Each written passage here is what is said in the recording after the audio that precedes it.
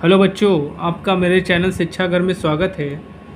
आज मैं electrician first year के बच्चों के लिए एनसीवीटी ऑनलाइन एग्ज़ाम पैटर्न के आधार पर एक मॉडल पेपर लेकर आया हूं, जिसमें 50 इम्पॉर्टेंट क्वेश्चन हैं। इनको आप ध्यान से देखिए, इनमें से कोई क्वेश्चन आपके फंस सकते हैं। और इसी तरह मैं आपके 10 मॉडल पेपर सॉल्व करवाऊँगा। अगर आप मेरे मॉडल पेपर को पढ़ लेते हैं तो आप निश्चित तौर पे अच्छे नंबरों से पास हो जाएंगे। चलिए स्टार्ट करते हैं। पहला क्वेश्चन है, ट्रांसफार्मर का कार्य प्रिंसिपल किस नियम पर आधारित है। ठीक है, क्वेश्चन पहला पूछ रहा है आपसे कि जो ट्रांसफार्मर का वर्किंग प्रिंसिपल होता है वो किस नियम पर आधारित है। ऑप्शन दिया है आपको, फ्लेमिंग के नियम पर, दूसरा है फैराडे के नियम पर, तीसरा दिया है लेंज के नियम पे, चौथा दिया है कोई नहीं। तो बच्चों, जो ट्रांसफार्मर का वर्किंग प्रिंसिपल होता है वो फैराडे के नियम पे आधारित होता है, तो इसका आंसर होगा फैराडे के नियम पर। चलिए अगला क्वेश्चन देखते हैं, ट्रांसफार्मर की कोर किसकी बनी होती है।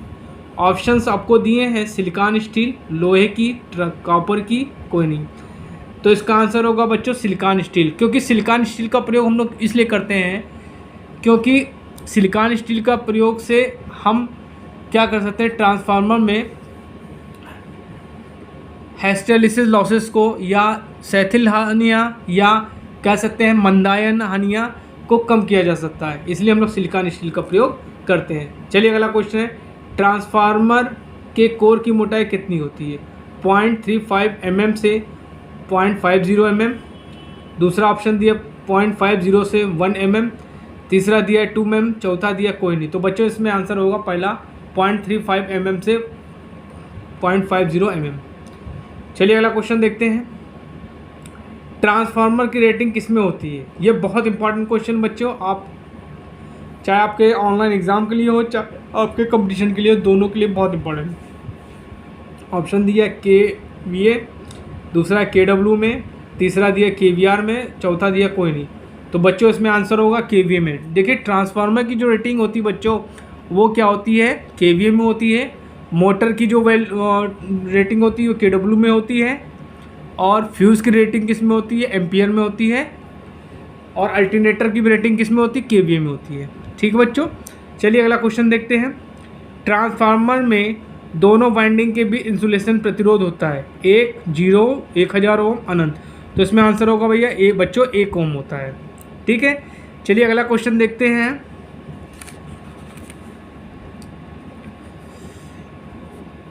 ट्रांसफार्मर में कौन सी हानियां स्थिर होती हैं। Iron losses, copper losses, friction losses, कोई नहीं। तो इसमें आंसर होगा बच्चों आयरन लॉसेस। देखिए बच्चों, आयरन लॉस जो होता है ट्रांसफार्मर की, ये फिक्स लॉस होता है जो कभी नहीं बदलता है। लेकिन अगर हम कॉपर लॉस की बात करें तो ये लोड के अकॉर्डिंग क्या होता है, चेंज होता रहता है। और फ्रिक्शन लॉसेस ट्रांसफार्मर में होते नहीं हैं।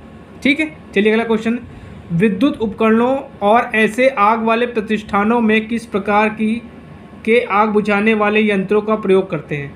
ऑप्शन दिया आपको, फोम प्रकार के, दूसरा दिया हैलोन प्रकार के, तीसरा दिया गैस कार्टेज जलयुक्त प्रकार के, दाब से भरे जल प्रकार के।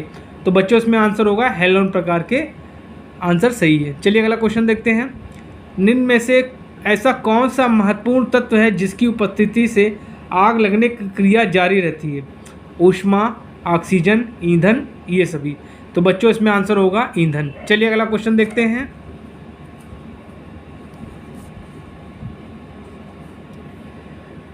भीगे हुए शरीर का प्रतिरोध होता है कम, ज़्यादा, 0, अनंत। तो बच्चों इसमें आंसर होगा कम होता है। ठीक है, अगला क्वेश्चन है, प्लायर्स का निर्माण किस धातु के द्वारा किया जाता है।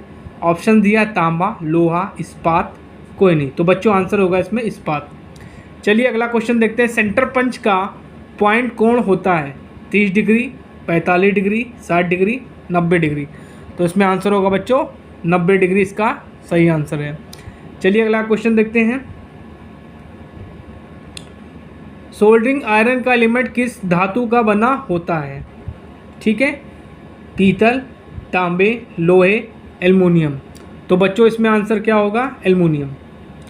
चलिए अगला क्वेश्चन देखते हैं। सोल्डिंग आयरन का बिट का बना होता है, तो इसमें आंसर होगा पीतल, तांबे, लोहे, एल्युमिनियम। तो इसमें आंसर होगा तांबे। चलिए अगले क्वेश्चन देखते हैं। नेगेटिव तापमान गुणांक का उदाहरण कौन सा पदार्थ है? Copper, nichrome, aluminium, mica. तो बच्चों इसमें आंसर होगा माइका। चलिए अगला क्वेश्चन देखते हैं। निम्न में से कठोर चुंबकीय पदार्थ का अनुप्रयोग है? ट्रांसड्यूसर, टेलीविज़न, ऑडियो स्पीकर, ये सभी। तो बच्चों आंसर इसमें होगा ये सभी। चलिए अगला क्वेश्चन देखते हैं।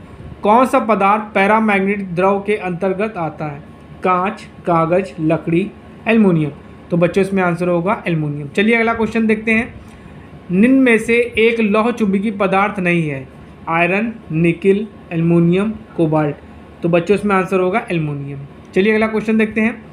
निम्न में से कौन सी धातु अनुचुंबकीय पदार्थ के अंतर्गत आती है? तांबा, बिस्मथ, निकिल, कोबाल्ट। तो बच्चों इसमें आंसर होगा कोबाल्ट। ये बच्चों ये जो क्वेश्चन आपको दिए हैं 15 से लेकर 19 तक, ये इंपॉर्टेंट क्वेश्चन है। इसमें से एक दो क्वेश्चन जरूर फंसेंगे आपके एग्जाम में, ठीक है। चलिए अगला क्वेश्चन देखते हैं।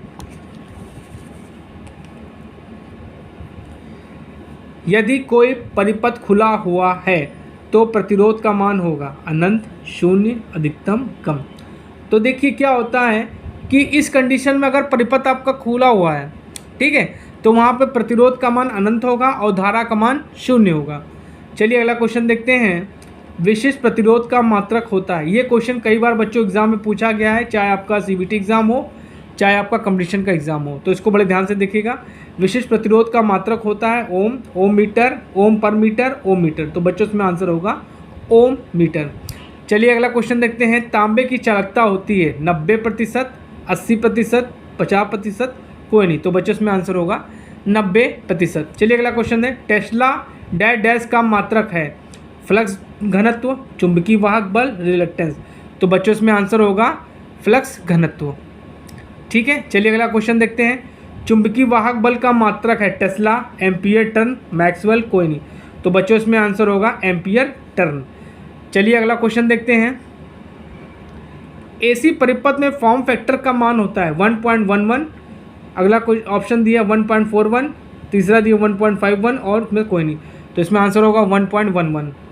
चलिए अगला क्वेश्चन देते हैं। किसी शुद्ध परिपथ में पावर फैक्टर का मान होता है 1, 0.95, 0.9, 0.85। तो बच्चों आंसर होगा 1। प्योर रेजिस्टिव कंपोनेंट सर्किट होता है तो उसमें पावर फैक्टर का मान क्या होता है? 1 होता है। चलिए अगला क्वेश्चन देखते हैं।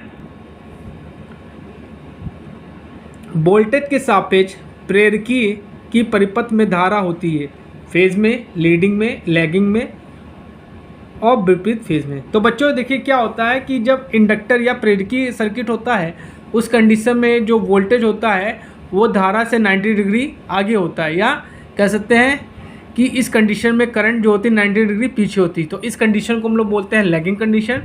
और कैपेसिटेंस के केस में या कैपेसिटर के केस में क्या होता है कि वहाँ पे करंट की वैल्यू क्या होती है? वोल्टेज से 90 डिग्री आगे होती है। तो वो कंडीशन आपकी क्या कहलाती है? लीडिंग कहलाती है। तो बच्चों इसमें यहाँ किस में बात हो रही है? इंडक्टर की बात हो रही है यहाँ पे। तो बच्चों इसमें आंसर होगा लैगिंग में। चलिए अगला क्वेश्चन देखते हैं। न्यूट्रल बिंदु होता है डेल्टा संयोजन में, स्टार संयोजन में, स्टार डेल्टा संयोजन में, श्रेणी और समांतर संयोजन में। तो जो आपका न्यूट्रल होता है बच्चों वो क्या होता है? स्टार संयोजन में होता है, ठीक है। और चलिए अगला क्वेश्चन देखते हैं। 2 वाट मीटर विधि में कुल पावर होगी। ऑप्शन दिया W = W1 + W2, दूसरा ऑप्शन दिया है W = W1 × W2, तीसरा होगा W = W1/W2। तो बच्चों आंसर होगा W = W1 + W2। चलिए अगला क्वेश्चन देखते हैं। फ्यूज की रेटिंग डैश डैश के पदों में व्यक्त की जाती है? वोल्टेज, धारा, केवीए। तो बच्चों इसमें आंसर होगा फ्यूज की रेटिंग जो होती है धारा में होती है। चलिए अगले क्वेश्चन देखते हैं। 20 क्वेश्चन और देखते हैं अगले। मिनिएचर सर्किट ब्रेकर का प्रयोग आवश्यक है? मोटर जनरेटर की वायरिंग में, टेस्टिंग बोल्ट की वायरिंग में, भवन के प्रत्येक कक्ष की वायरिंग में, और ऑप्शन चौथा दिया है सभी में। तो बच्चों इसमें आंसर होगा भवन के प्रत्येक कक्ष की वायरिंग में। चलिए अगला क्वेश्चन देखते हैं। इलेक्ट्रिक परिपथ की सुरक्षा के लिए डैश डैश एक मूलभूत आवश्यकता है? पहला ऑप्शन दिया है स्विच, दूसरा दिया होल्डर, तीसरा दिया फ्यूज और चौथा दिया तार। तो बच्चों इसमें आंसर होगा आपका फ्यूज़। ठीक है, चलिए अगला क्वेश्चन देखते हैं। कंट्रोल पैनल की ज़मीन से इस ऊंचाई पर स्थापित होती है। ऑप्शन दिया 2.2 मीटर, दूसरा ऑप्शन दिया 2 मीटर, तीसरा दिया 1.5 मीटर और चौथा दिया 1 मीटर। बच्चों आंसर होगा इसका 1.5 मीटर। चलिए अगला क्वेश्चन देखते हैं। कैंडिला किसका मात्रक होता है? ये क्वेश्चन कई बार पूछा गया बच्चों एग्जाम में। ऑप्शन दिया प्रकाश की तीव्रता, ठोस एंगल या सॉलिड एंगल, कोई नहीं। तो बच्चों इसमें आंसर होगा प्रकाश की तीव्रता। चलिए अगला क्वेश्चन देखते हैं। कौन सा मटेरियल कंडक्टर नहीं है? Porcelain, aluminium, copper, steel. तो बच्चों इसमें आंसर होगा पोर्सलेन। पोर्सलेन क्या होता है बच्चों? इंसुलेटर होता है, जिसकी वजह से हम लोग क्या करते हैं, इसमें क्या होता है, इंसुलेटर का बनाते हैं जो ट्रांसमिशन लाइन में यूज़ होता है। चलिए अगला क्वेश्चन देखते हैं। हेड रेती बनाई जाती है लो कार्बन स्टील की, मीडियम कार्बन स्टील की, हाई कार्बन स्टील की, कोई नहीं। तो बच्चों इसमें आंसर होगा हाई कार्बन स्टील की। चलिए अगला क्वेश्चन देखते हैं। हेक्साब्लेड में मोटे दांत की पिच डैश डैश होती है। 0.5 mm, 0.8 mm, 1.8 mm, 1 mm। तो बच्चों आंसर होगा 1.8 mm। चलिए अगला क्वेश्चन देखते हैं। हैमर के लिए निम्न में से कौन सी धातु प्रयोग की जाती है?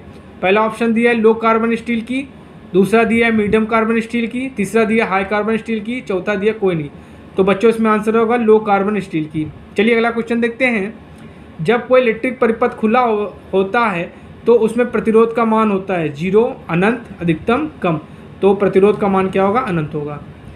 अगला क्वेश्चन है। 3 फेज सप्लाई सिस्टम में पावर का फॉर्मूला होता है P = 3 VP/IP cos थीटा, दूसरा दिया है P = VP/IP cos थीटा, तीसरा दिया है P = 3 VP/IP sin थीटा और चौथा दिया कोई नहीं। तो बच्चों इसमें आंसर ये होगा। फेज के फॉर्म में ये दिया है P = 3 VP/IP cos थीटा।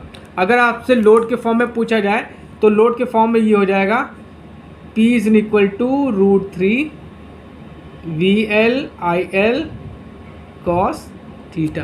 तो ये आपका लोड लाइन और लोड करंट के फॉर्म में हो जाएगा और ये आपका किस में है? फेज वोल्टेज और फेज करंट के फॉर्म में है। तो दोनों सही है। अगर मान लीजिए इसकी जगह पे ये दिया हो तो आपको ये ऑप्शन लगाना होगा और अगर इसकी जगह पे आपको ये दिया है तो ये ऑप्शन लगाना होगा। दोनों सही है। चलिए अगला क्वेश्चन देखते हैं। कंडक्टेंस का विलोम होता है रेजिस्टिविटी, रिलक्टेंस, एडमिटेंस, कोई नहीं। तो बच्चों इसमें आंसर होगा रेजिस्टिविटी। रेजिस्टिविटी को हम लोग रो से रिप्रेजेंट करते हैं। चलिए अगला क्वेश्चन देखते हैं।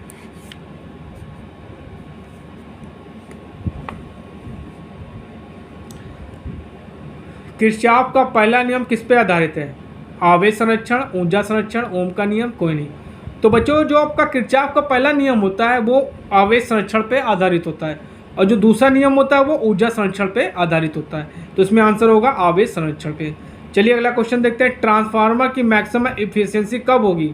आयरन हानियाँ कॉपर हानियाँ बराबर होंगी, आयरन हानियाँ जो कॉपर हानियाँ से अधिक होंगी, कॉपर हानियाँ आयरन हानियाँ से अधिक होंगी, कोई नहीं।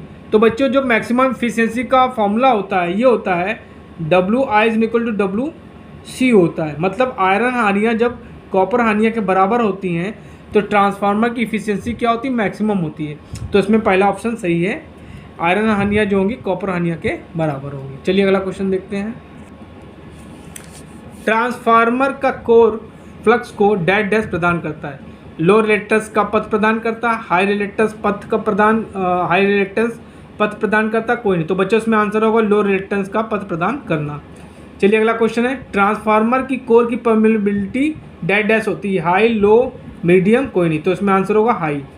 चलिए अगला क्वेश्चन देखते हैं। निम्न में से अच्छा कंडक्टर है। ये क्वेश्चन बच्चों 2018 में पूछा गया NCVT एग्जाम में। तो इसमें ऑप्शन दिया सोना, सिल्वर, कॉपर, एल्युमिनियम। तो बच्चों इसमें आंसर होगा सिल्वर, आपका सही आंसर है। चलिए अगला क्वेश्चन देखते हैं। ओम का नियम किस पर लागू नहीं होता? कंडक्टर, इंसुलेटर, सेमीकंडक्टर, कोई नहीं। तो देखिए कंडक्टर इंसुलेटर पे तो लागू होता है लेकिन सेमीकंडक्टर पे नहीं लागू होता है। चलिए अगला क्वेश्चन देखते हैं। नाइक्रोम का मेल्टिंग पॉइंट कितना होता है? 1400 degree Celsius, 1500 degree Celsius, 1000 degree Celsius, कोई नहीं।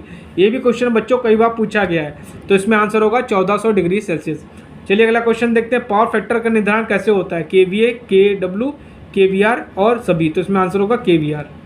चलिए अगला क्वेश्चन देखते हैं। कॉपर का कॉपर के सबसे ज़्यादा प्रयोग होने का कारण है चांदी से सस्ता होता है, इसकी रेजिस्टिव कम होती है, इसको पतले तारों में बदला जा सकता है सभी। तो बच्चों इसमें आंसर सही होगा क्या, इसको पतले तारों में बदला जा सकता है। और इसकी रेजिस्टिविटी कम तो होती है और कंडक्टिविटी भी क्या होती है, कंडक्टेंस भी क्या होता है 90% होता है। तो ये सब कारण जो होते हैं जिसके कारण क्या होता है कॉपर का यूज़ ज़्यादा हम लोग करते हैं। तो बच्चों आज मैंने आपको 50 इम्पॉर्टेंट क्वेश्चन सॉल्व कराए हैं। ये मेरा पहला मॉडल पेपर था। कुछ दिनों बाद मैं आपको मॉडल नंबर 2 पेपर बताऊंगा। इसी तरह आप मेरे वीडियो को देखते रहिए तो मैं आपको 10 मॉडल पेपर सॉल्व कराऊंगा। अगर आप मेरे 10 मॉडल पेपर पढ़ लेते हैं तो आप निश्चित तौर से अच्छे नंबर पा जाएंगे। Thank you.